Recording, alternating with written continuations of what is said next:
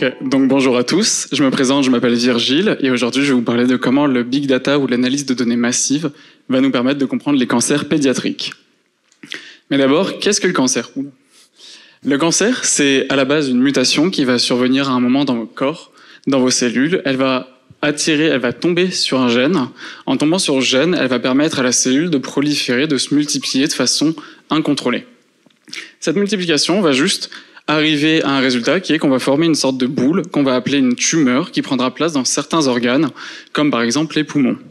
Lorsque cette tumeur apparaît, ce qui va se passer, c'est qu'en fait, elle va entraîner le dysfonctionnement des organes et elle va tuer petit à petit l'hôte.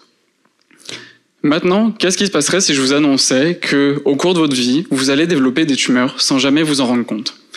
Ce qui se passe, c'est qu'on a un système qui s'appelle le système immunitaire, que vous avez certainement déjà entendu parler, notamment dans les cas d'infection par bactéries ou d'infection par les virus. Notamment le Covid-19, on se rappelle de la pandémie, donc on s'en souvient très bien. Ce qui va se passer, c'est que le système immunitaire, il a la faculté de reconnaître les cellules transformées, les cellules tumorales. En reconnaissant les cellules tumorales, il va avoir la faculté de les tuer et de protéger l'hôte ainsi. Ce qui va se passer, c'est que le cancer, c'est un peu une partie d'échec contre lui. Le cancer, il a la faculté, lui, de cacher justement les molécules qui lui permettent de se faire identifier par le système immunitaire. En cachant ces molécules, le système immunitaire perd la faculté qu'il a de reconnaître le cancer, et donc il peut proliférer, et ainsi de suite, jusqu'à tuer l'hôte.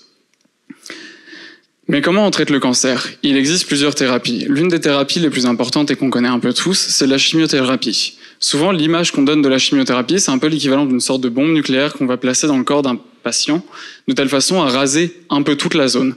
Le problème de la chimiothérapie, c'est que c'est absolument pas spécifique, c'est un traitement très lourd, ça fait beaucoup de dégâts et ça va pas tuer que le cancer.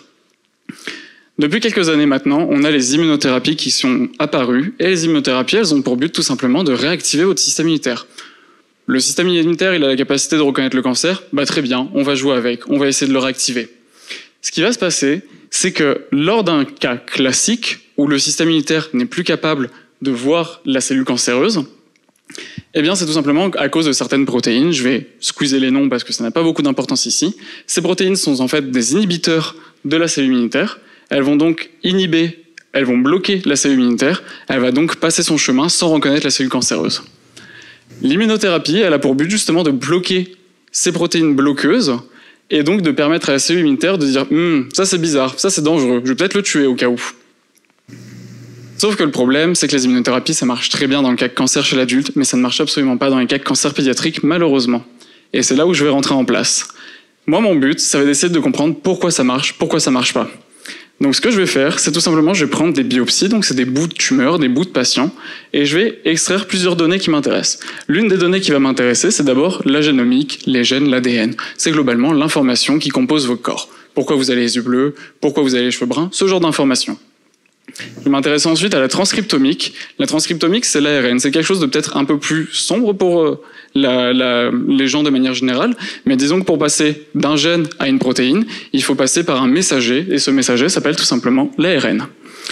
La dernière donnée qui va m'intéresser, c'est l'immunomique. L'immunomique, c'est tout simplement ce qui touche de près ou de loin au système immunitaire. À la fin, une fois que j'ai ces données, moi je mets tout ça dans mon ordinateur, je lance plein de logiciels qui font plein de choses, et à la fin ça va me donner plein de caractéristiques. Ça va me dire par exemple, est-ce que mon environnement est riche en cellules immunitaires? Est-ce qu'il est pauvre en cellules immunitaires? Quel type de cellules il est composé? Plein d'informations qui vont me servir à essayer de classifier les patients petit à petit. L'objectif final de tout ça, ça va être de pouvoir prendre un patient un jour, et ce patient pouvoir prendre des données qui m'intéressent chez lui, comme le génome, le transcriptome, les médicaments, le système immunitaire, plein d'infos, plein de trucs, vraiment tout ce que je peux, je prends. Je mets tout ça ensuite dans un algorithme de machine learning. Je pense qu'on a tous entendu parler de ChatGPT récemment. Et globalement, comment ça va fonctionner? Ça va juste comparer ce qu'il a en mémoire, donc tout ce qu'il a en mémoire, donc par exemple les données que je lui aurais fournies en amont. Et lui, il va dire, ce patient, il a cette mutation, il a ces cellules immunitaires qui composent sa tumeur, et il a répondu de telle façon à un traitement. Et du coup, on va essayer de lui prévoir ce même traitement à la fin.